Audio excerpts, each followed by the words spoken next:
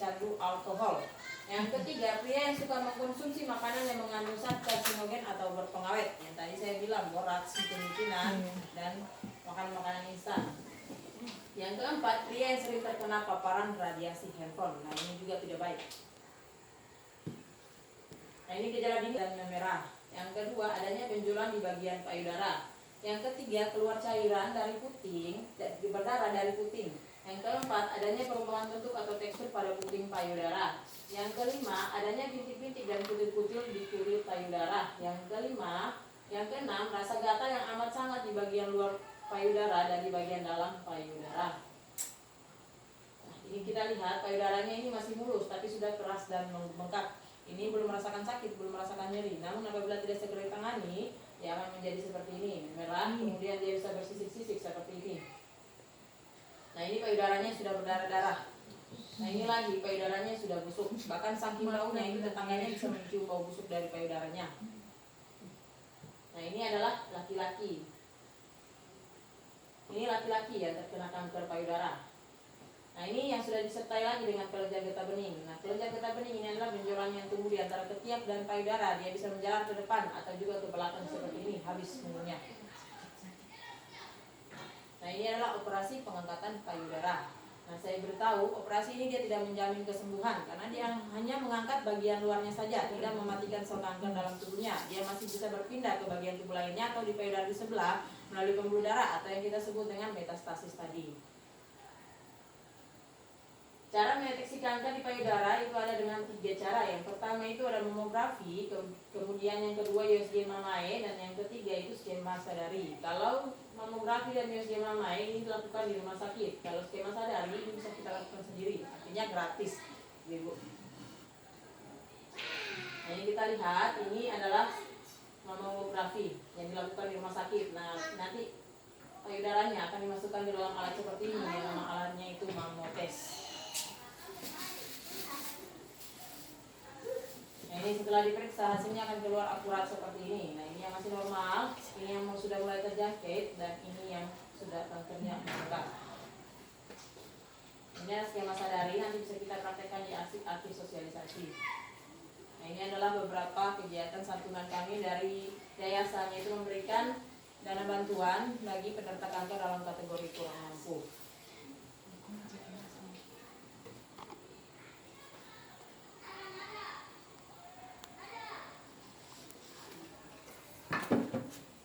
Nah, ini skema sadari yang kami lakukan di beberapa tempat juga, Bapak Ibu.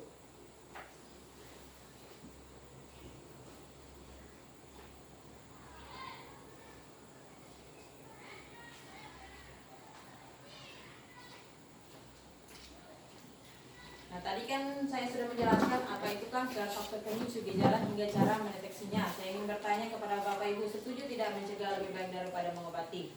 Setuju? Kalau sama-sama setuju, marilah kita mulai mencegah kanker ini dari sekarang. Bagaimana caranya? Itu ada dengan 2 cara, dari luar dan dari dalam. Nah, kita lihat dulu dari luar. Yang pertama itu lakukan pola makan yang sehat dan teratur. Yang kedua, konsumsi makanan yang berserat tinggi seperti buah dan sayur. Yang ketiga, hindari makanan yang berlemak tinggi itu seperti daging dan jeroan. Yang keempat, hindari rokok dan minuman keras. Nah, yang kelima, hindari makanan dan minuman yang mengandung zat karsinogen atau pengawet. Yang keenam, lakukanlah olahraga secara teratur. Nah, dari ke-6 poin ini kira-kira poin berapa yang paling sulit dilakukan, Bapak Ibu? Nomor berapa? Poin nomor 5. Hindari makanan dan minuman yang mengandung zat karsinogen. Nah, contoh seperti kita membeli buah dan sayur di pasar saja itu sudah pasti ada pengawetnya, apalagi membelinya di minimarket atau ke supermarket sudah pasti ada pengawetnya. Belum lagi ibu-ibu di sini kalau masak sayur di rumah itu menggunakan MSG atau micin-micinan tadi, karena kita sudah terbiasa ya Bapak Ibu, karena kalau tidak maka makanannya itu tidak enak rasanya.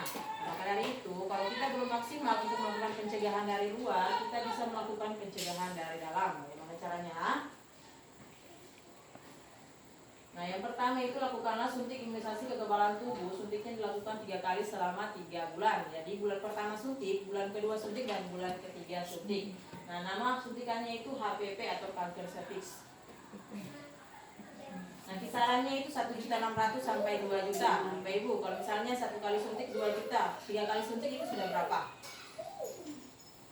Sudah 6 juta. Nah itu mahal atau murah Bapak Ibu? Mahal dan murah ini bisa kita bedakan. Mahal bagi kita yang masih sehat-sehat saja dan murah bagi yang sudah ada penyakitnya. Kita bandingkan saja satu kali kemoterapi itu mencapai 20 sampai 30 jutaan.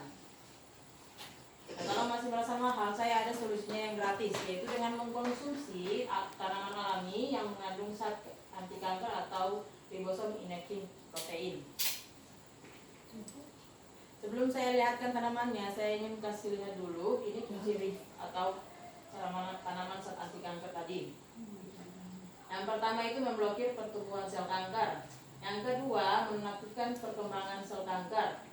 Yang ketiga, mematikan sel kanker sampai ke akarnya tanpa merusak jaringan sel normal di sekitarnya. Kalau kita kemo, sel normal kita juga ikutan rusak. Namun kalau kita konsumsi tumbuhan zat anti kanker ini, yang mematikan itu hanya sel kankernya saja tanpa merusak jaringan sel normal di sekitarnya. Nah, ini dia tanamannya. Bapak Ibu pernah lihat? Nah, ini adalah namanya benalu teh. Benalu teh ini dia mengandung 50% zat anti kanker di dalamnya. Nah, cara pengolahannya itu kita ambil benalu tehnya saja. Benalu teh ini dia tumbuh di pohon teh. Jadi yang kita ambil itu hanya benalunya saja. Kita ambil benalunya, kemudian kita jemur atau kita keringkan, tapi kita tidak boleh jemurnya di bawah sinar matahari. Jadi kita inginkan saja dalam rumah, kemudian kalau dia sudah kering, kita tumbuk halus menjadi bubuk. Kita ambil 1 sendok tehnya, kita seduh dengan 1 gelas air, kita konsumsi 1 kali dalam 1 hari selama 6 bulan berturut-turut, tidak boleh putus-putus. Ini dapat mencegah kanker, tumor miom dan kista 5-10 tahun ke depan. Kemudian ada tanaman yang kedua juga. Bapak Ibu pernah lihat? Nah, ini adalah keladi tikus. Keladi tikus ini dia mengandung 65% zat anti kanker di dalamnya. Nah, yang bagaimana yang 65%? Keladi tikus yang sudah berbunga ekor tikus seperti ini. Jadi bunganya seperti ekor tikus. Nah, ini yang sudah 65%. Nah, yang kita ambil itu bukan bunganya, tapi kita ambil itu daun dan batangnya. Kita ambil daun dan batangnya, kemudian kita rendam dulu dengan air kunyit selama 24 jam untuk mematikan racunnya atau getahnya, karena keladi tikus ini dia punya racun.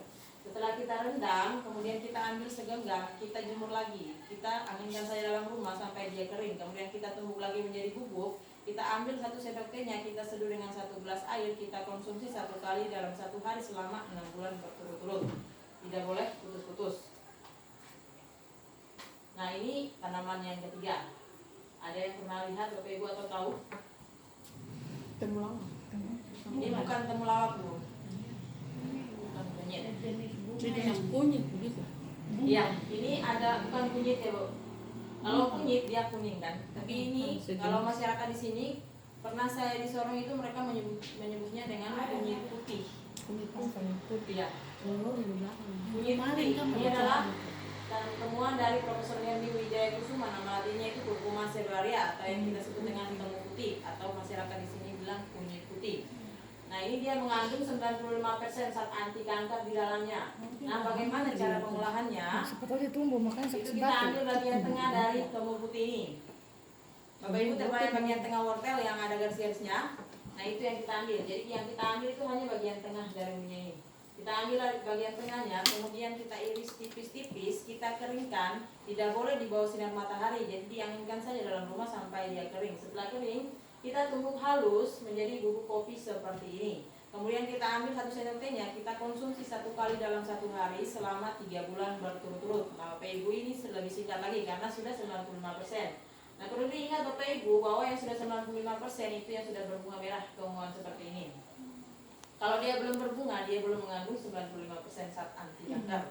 Lama berbunganya itu kita tunggu 2 tahun lamanya baru dia berbunga seperti ini, baru kita bisa melakukan pengolahan.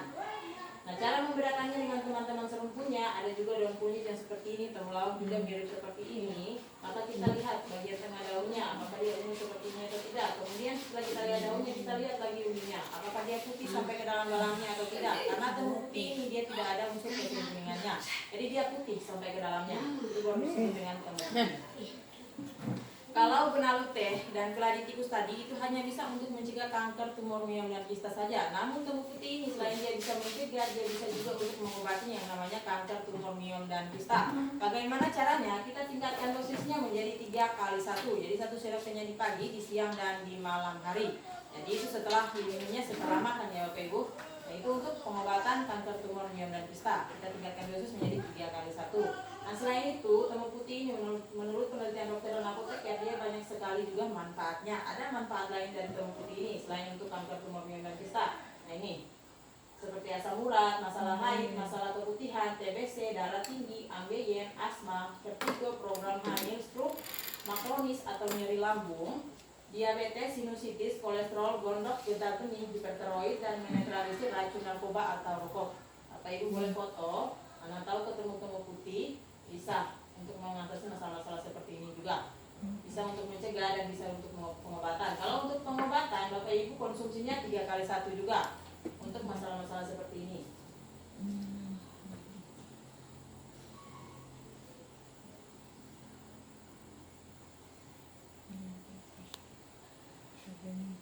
Nah, jadi yang kita ambil untuk pengolahan nah seperti ini, yang dicabut itu hanya yang berbunga saja. Kalau yang belum berbunga itu tidak boleh dicabut. Nanti tunggu dia berbunga dulu. Jadi yang ambil itu hanya yang sudah berbunga saja yang bisa kita melakukan pengolahan. Kalau bunganya itu sudah rontok, sudah layu, itu sudah berkurang juga kandungan zat anti kanker di dalamnya. Jadi yang kita ambil itu yang masih cantik-cantik berbunga atau dia bermekar berbunga itu, nah itu yang kita ambil.